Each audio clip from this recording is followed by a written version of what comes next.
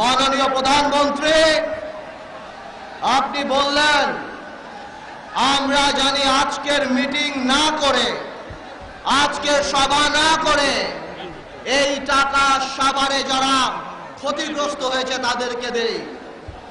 আমরাও চিন্তা করেছিলাম দিব, কিন্তু মাননীয় প্রধানমন্ত্রী যখন দেখি আপনি রাশিয়া থেকে 10,000 কোটি টাকার অস্ত্র কিনেন, কিন্তু আমার সাভারে হাজার হাজার শত শত মানুষের উদ্ধার কাজে একটা হ্যাকসো ব্লেড আমরা পাই না।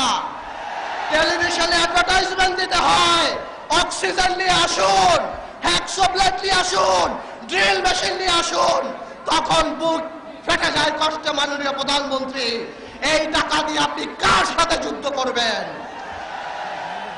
মাননীয় প্রধানমন্ত্রী, এই রানাকে আপনি বাংলাদেশের মানুষের কাছে বলার চেষ্টা করেছেন, সাফাইও দিয়েছেন।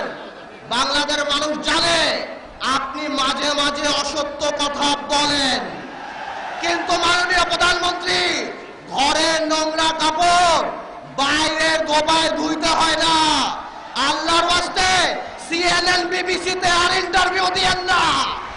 মান ইজ্জত থাকে না আমাদের বাংলাদেশে।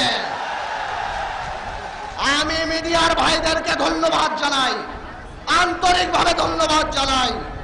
আপনারা সাভারে গিয়েছিলেন, তাই বাংলাদেশের মানুষ জানতে পেরেছিল সাভারে কত কষ্ট হয়েছে সবার, এবং সবাই ঝাঁপিয়ে চেয়ে পড়েছিল।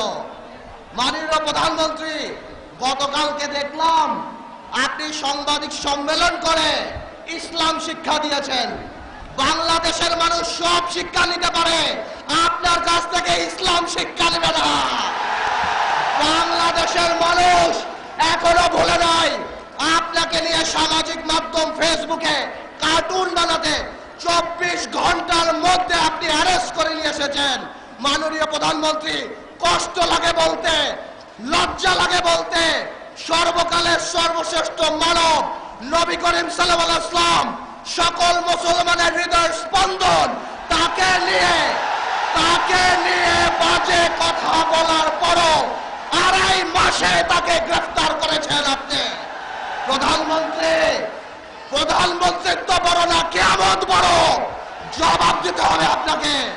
এখনো বলছি, আপনার মন্ত্রীরা সবাই পচে গেছে।